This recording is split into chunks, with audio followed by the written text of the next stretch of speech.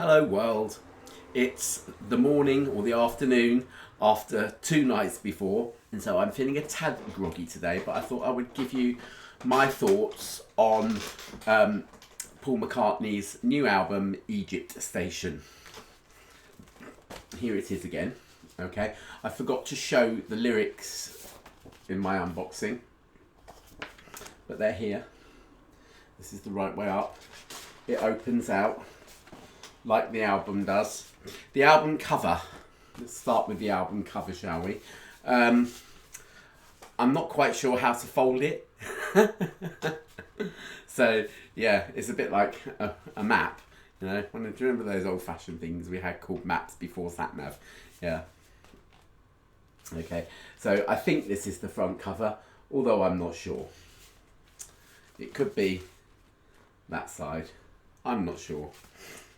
But it's probably not folded properly. Is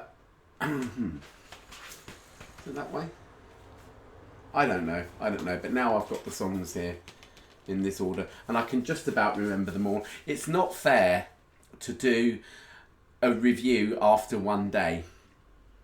The sad state of social media and the way that news has to be dealt with, quickly, is that if I did it in 3 weeks' time after living with the album and playing it and whatever, and getting to really know the songs, then it would be yesterday's news and no one would be interested in watching my thoughts on it.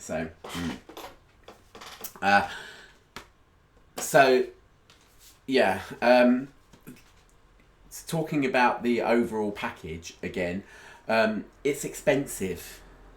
It is expensive for the vinyl edition. It's over £40, on Amazon. And when I pre-ordered it, I was thinking 40 quid, that's a bit steep. But usually the price comes down and Amazon charge you the lower price. But, obviously it's not gone down at all.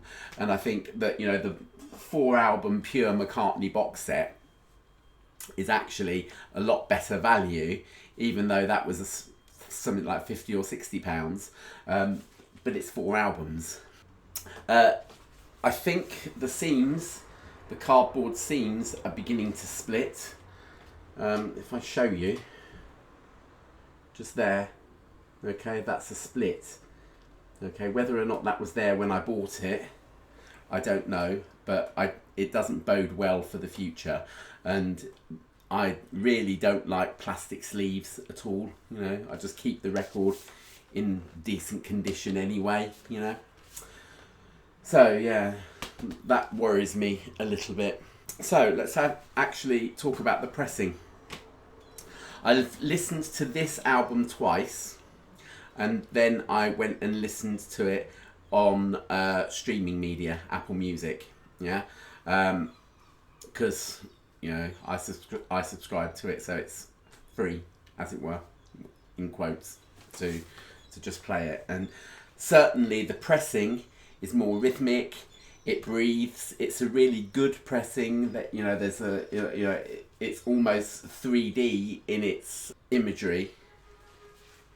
And the streaming's not bad, but it's not marvellous, Okay, so the songs. Side A starts out with just a little piece. While we're talking about this, 16 tracks. It might sound like, good value for money, whatever, but I strongly believe in less is more. I think an album should always leave you wanting to hear another song, and 16 tracks is possibly a bit much. I don't know. I mean, I think 12 might have been, a bit more reasonable. But I don't know which 4 I would edit out. I can think of one song that if I was going to do it, because I think Paul McCartney is indulging himself. He can. He's 76. He's the godfather of rock and roll, and he's entitled to indulge himself. But that's what it sounds like. It's just a little overindulgent. Paul, you've got your paintings on the front. Now, let's not have you surround yourself with people that are just going to suck up to you because you're Paul McCartney. You know, you need someone that's actually going to discipline you and say, right, look, cut this down just a little bit. You know, because there are 2 tracks on here that are, you know, 7 odd minutes long. In fact, yeah, the whole of the last side, basically, you know, it's a brilliant last side, it has to be said, but, you know. Right, so it starts out with Opening Station, which is a tiny little interlude sort of thing. The album is supposed to be starting off at a railway station, and each song is like a stop on the way to the end, as it were. How that comes across, I don't know, but that was his idea. Opening Station, then, it's just station noises and this lovely sort of multi-layered choral effect, and it's nice. And then it goes into the most beautiful piano interlude at the beginning of I Don't Know, and that is gorgeous. It's absolutely gorgeous. Paul McCartney has matured. You know, what you have not got on this album are great, you know, stomping Fab Macca Paul McCartney songs like Rock Show and Magneto Entertainium Man and Listen to What the Man Said, and, you know, even nuggets like With a Little Luck, which I think is superb. Oh, that's Ben texting me saying, where's your review, probably. So, yeah, it's not Fab Macca. You know, he's very, very introverted here, and, you know, some of the songs are like Words from the Wise and stuff like that. And this one here, I don't know. He said, you know, he was just having a bad day, and he wrote that song. So, you know, nothing majorly traumatic or anything, but, you know, he wasn't feeling brilliant, whatever, and he wrote that song. And yeah, it's beautiful, absolutely beautiful. Well done, Paul. Come On To Me is probably the most you're going to get in terms of a really catchy number on here. The line between catchy and irritating bears to be seen, really. You know, you have to, you know, I suppose, you know, if I had played this album every day for 3 weeks, I might just be a little bit irritated by Come On To Me, a little bit, but, you know, it's not a major criticism at all. Happy With You is a very kind of stark number. It's got basically a guitar and some sort of fluty sounds on it, which is really nice, and you know, very economical in the melodic material there, and it just works beautifully. Lovely. Who Cares What the Idiots Say on side B, starting out. Yeah, and this goes to show how sensitive Paul is, really, because it could be just dissing the idiots altogether, you know, people that will do you down and, you know, call you names and whatever. And, you know, you could say, you know, but I care. I do. Even if you are dissed by idiots, I care. So it's, you know, he is a sensitive soul, really, you know, for all his Fab Macca wackiness, you know. And I think there's a certain amount of introvertedness, you know. He said that, you know, in order to write songs, you have to take yourself away from everywhere, you know, you don't want people hearing your mistakes and stuff like that, whatever, which means that he must, you know, to kind of have the output that he has, he must be almost a hermit at times, you know. And then the next track is For You, and that is how to pronounce it. For You. It's a pun on the word for. It's not a swear word. Read the lyrics. You know, listen to him say it. It's for you. That's what it is. And, you know, there are people around the internet, including the Apple Music review, which said you can't play that one around children. But yes, you can, because it's not actually a swear word. Cranberry juice. Lovely.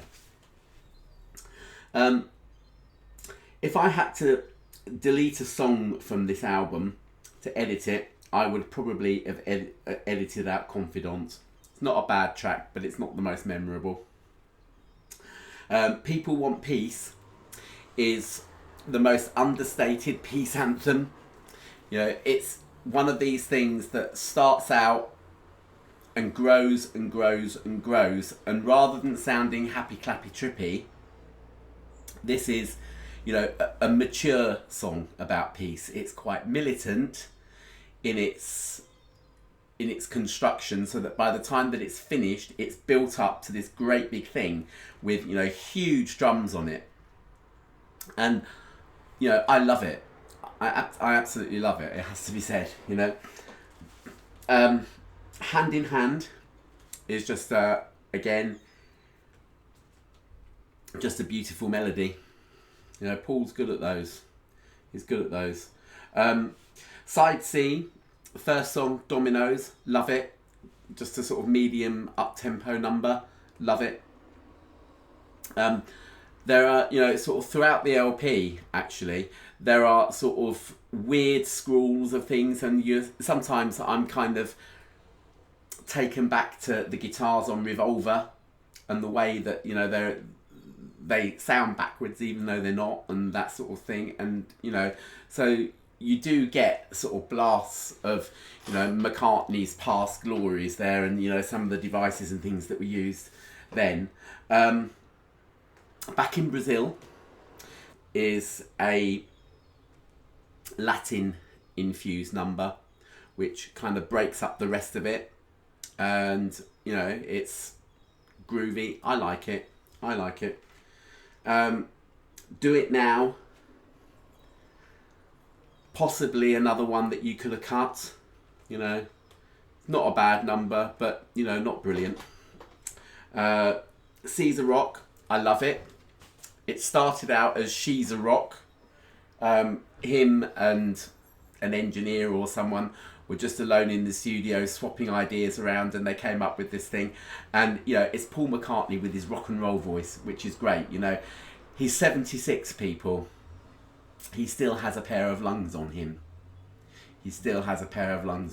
And, you know, this, you know, it just shows it. I think it's brilliant. You know, it's a fun number, bit oddball, but I think it's great. And then side D has my favourite track on it, which is Despite Repeated Warnings, which I think is basically him lambasting Donald Trump, basically just as someone who doesn't listen, and, you know, you're going to lose your ship and your crew. You know, that's what, you know, that's part of the lyrics there. And it, you know, brilliant.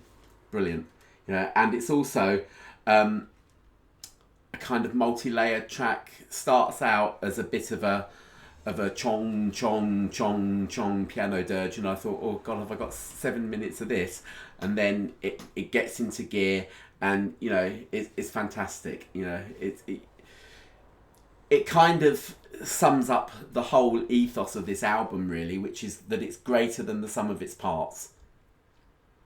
And you know, particularly with this one and the last track, which is a medley of 3 songs, you know, it just kind of suddenly dawns on you that you are in the presence of brilliance. And, you know, I'm grateful that on the first play of this, I thought, can I remember the album? Because then I had to put it on again.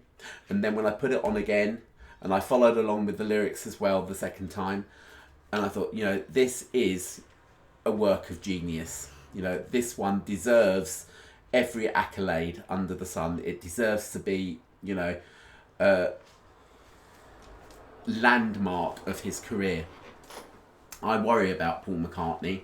He's 76 years old, and after 2016, when, you know, we lost so many good people, David Bowie, Prince, George Michael, and you think, you know, he goes on and on and on, you know.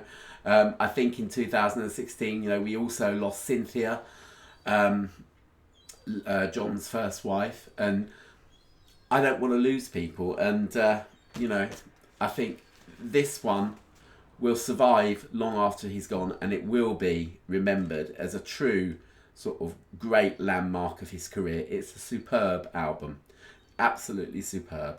And with that, folks, I'm going to play it again. All right, I will see you soon. You take care. Bye.